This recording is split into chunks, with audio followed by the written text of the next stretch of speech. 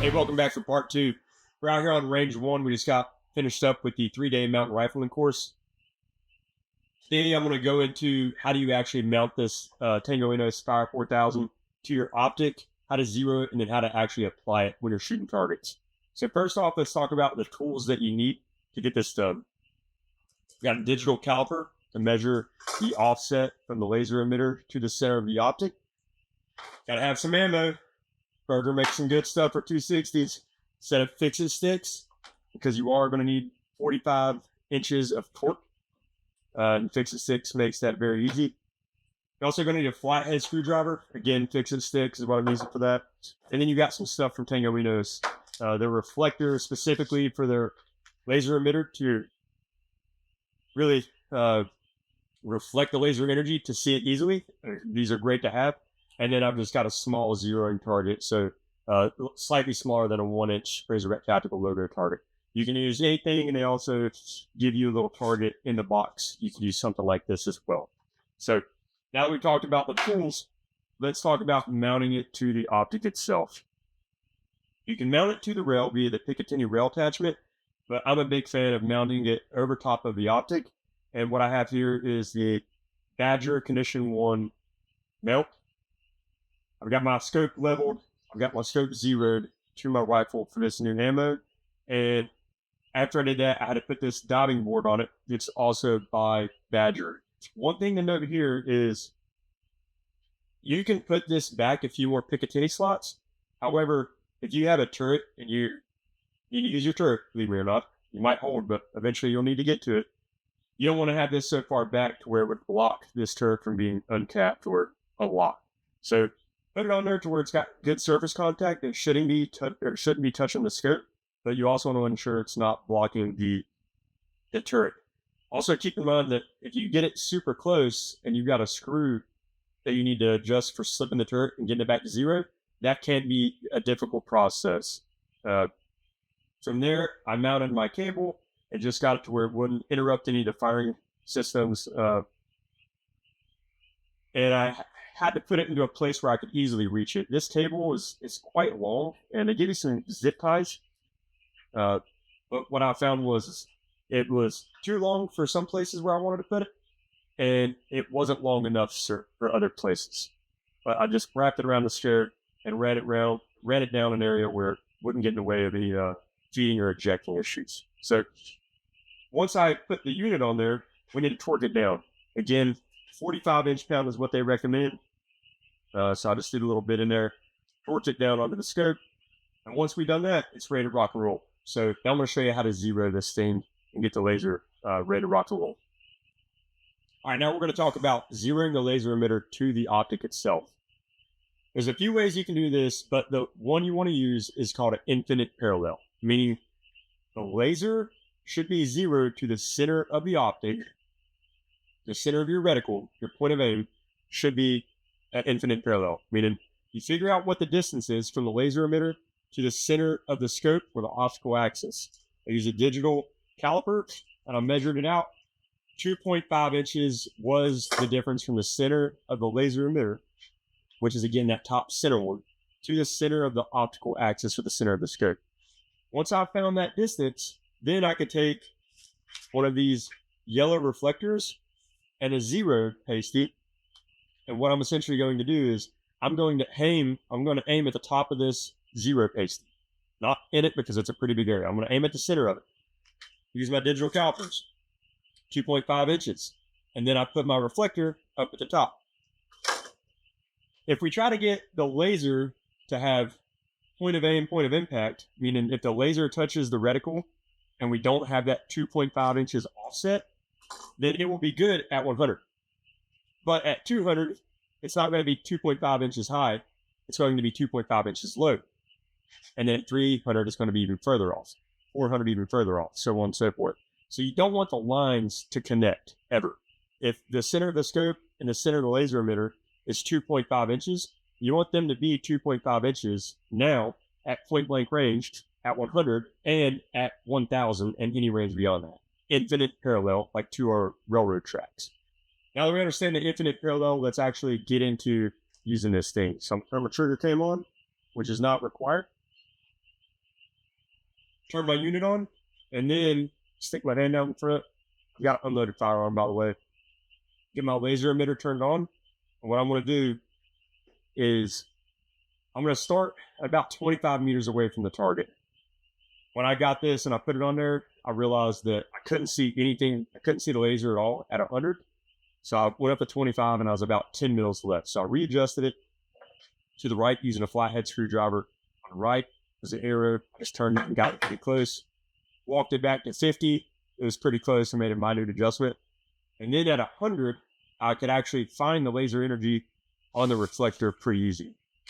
So now I'm pretty close, but I'm not perfect. So notice I've got a good soft position. I got a good bag. I've got bipods, solid table, and I can see in my reticle that my laser is pretty high. Well, higher than 2.5 inches. So all I want to do is bring this down. It'd be really easy if you had a buddy to do this for you. But I'm just going to put my reticle on the top of that dot. And I'm going to ensure that my laser is hitting where it's supposed to be. Also notice or understand that the beam divergence of this visible laser is very big. Meaning you could have laser energy reflecting off of this, but it's not the center of the laser cone. So you're going to have to move it around and see where it starts reflecting, where it's not reflecting, and where do you get the most reflection is probably the center of that cone. So that's what I'm messing with right now. I've got my reticle on my point of aim, and I've got laser energy, but it's not the center of the laser. When I move it up, I find the center, and I realize that I'm a slight bit off to the left, so I want to move this right a tiny bit. Check that again. Went too far.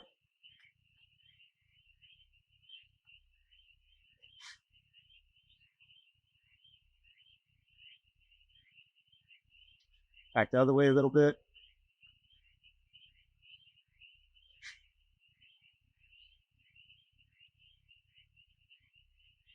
All right, now my left and right's pretty good. So now I just got to adjust the vert. A little bit low, so I'm going to adjust this up a bit. And we are pretty close to being bang on.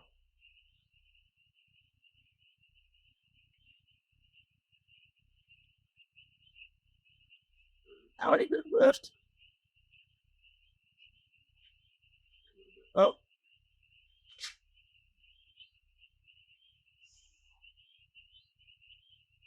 And we are pretty much bang on at this point.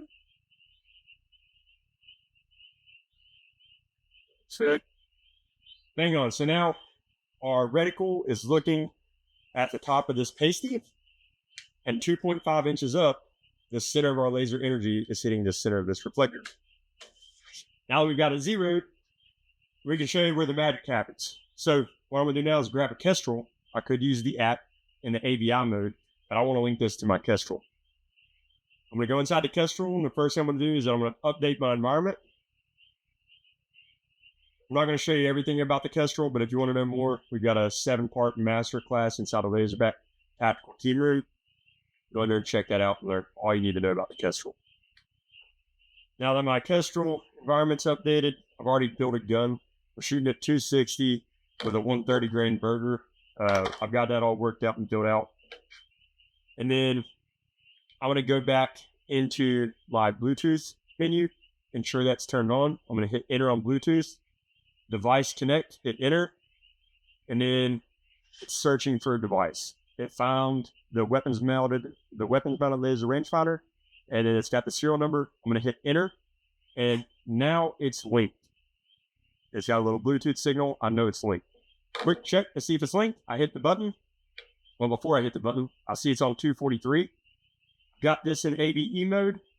If I didn't, I could long press and hold the N, but I'm just going to simply shoot a laser. It's saying 112 yards. I didn't turn this off, so we'll go ahead and do that. Laser's off. I just shot that. It says 112, and it automatically uploaded into my Kestrel saying 112. So I know these things are talking to each other. So we're good there. I know my gun's zeroed. Everything's right in my Kestrel. I know my speed drop number, so I wouldn't even really need to have this for a pretty good majority of these targets, out to about 900. But I want to throw some Air Pro on, and we'll throw some ammo in the gun, and we'll show you how to use it. All right, now that we got this zeroed with an infinite parallel zero, let's get this thing ready to shoot. So grab yourself a Kestrel. You can use the app, but I'm going to link this with a Kestrel. Build your gun, update your environment, and if you don't know how to do that, we have a 7-part masterclass in our Razorback Tactical Team Room, and you can check out and learn everything about the Kestrel and a whole lot more on your own time of your own accord. So the first thing I need to do in my Kestrel, after I build my gun and update my environment, is go back to the menu and go to the Bluetooth setting. Ensure it's turned on, hit the enter button, and then from there it's going to say device connect. Hit device connect again, and it will start looking for this unit. Once it finds the laser mounted or weapon mounted laser rangefinder, you can pair it up, and you'll see a little Bluetooth symbol meaning you're paired. To confirm, you can range or range something. It just ranged randomly 1033, and it sent that unit, that number, right over to my Kestrel, and vice versa. So we know that these are talking to each other. This doesn't have weather on board, but I'll update my environment, my Kestrel, and I'm good to go. Throw your ears on, grab yourself some ammo, and it's time to go hot. One more thing I want to say before I get super deep into this is the wind. Right now it's saying 0.56 right at 1,033. That's because I've got 4 mile per hour turned on for wind speed 1 coming from a 3 o'clock, meaning the wind's coming from a right. It's not really doing that right now. It's doing a bunch of different stuff out here in the mountains, but I'm going to do most of my wind in my head. That's just the way I do things. I could look at this if I wanted some help, or I could pre-program some stuff in here, like the minimum wind call, the max wind call, or the average, and I could just put the average in here, and it's going to tell you what wind speed 1 says. Or you could just get your spin rate. It's up to you. I want to do most of my wind in my head. So let's find us a target. Again, make sure that your turret is on 0 before you range anything. I'm going to leave this on 9 mils for a second, and I'm going to go back to the 0 target and just show you something. Day laser on. When I look at my 0 target, same point of aim, no laser energy at all. Nothing. It's gone. When I look about 9 mil low, now I'm on target. So that just goes to show you it's got to be on 0 when you are ranging your targets. It's very easy to forget that. Always ensure it's on 0. Get it on 0. Find yourself a target. From here, make sure your reticle, again, is on 0. It's on target. Lays it. 337, and it's telling me my dope is 1.3, or my ABCs, Applied Ballistics Calculations. I'm going to go 1.3. Before I take the shot, I'm actually going to adjust my parallax. Make that a little bit better. And turn off this visible laser. Cool. Back on target. 1.3 is my dope. Impact. That easy, guys. It's that easy. This thing is awesome. Find another one. It's red vertical line. Looks like a good target. 421. 1.98, which is basically 2. Center punched it. Let's come over here.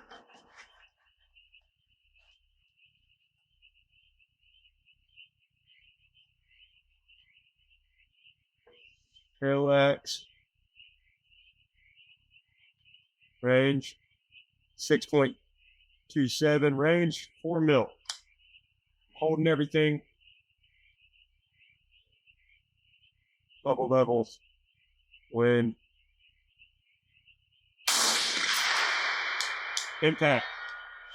Just holding for spin drift a little bit. I was 600, so I was holding 0.1. And let's go out a little bit further. What do we have back here? Dipstick target. Still on 0. 1,000 on the dot. Tell me my dope is 8.84. 8.84. I'm going to go ahead and dial this one just to show you that. 8.84. 8.8. We'll go ahead and go 8.0.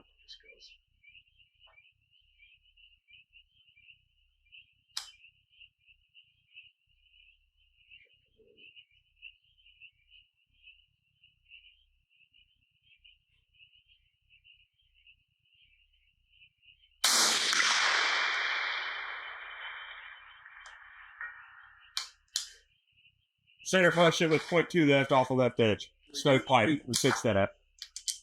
All right, so obviously this thing's got no problem giving us proper data out to 1,000. Thanks to the Kestrel. This thing's awesome, and paired with this thing, it's even more awesome now. Let's see if we can range these targets out here at 14, a little bit beyond. 1433. And I know that's bang on because we just had a Vector 21 Bravo. I've got a set of Vortex Fury AB right there. This thing's awesome. It is immediate. 1433s tell me my dope is 17.45. It's a long way to stretch this 260 gas gun, but I'm sure if I wanted to, I could, because we did earlier. But yeah, that's it. It's that simple, guys. Once you get the Bluetooth turned on, you get these links, you update your environment, you build your gun, you do the things in the Kestrel that you need to do with the Kestrel, and it's that simple. You just link it, you hit the button, and it tells you what to shoot. It's so awesome. Gone are the days where you're like, hey man, what's the range? And then you look at your Kestrel. You just turn your Kestrel on, hit the button, and you're good to go. Just, again, remember to put it back on 0 before you do the range, or you're going to be all jacked up like a whip ball bat. So, hey, until next time, see you on the range.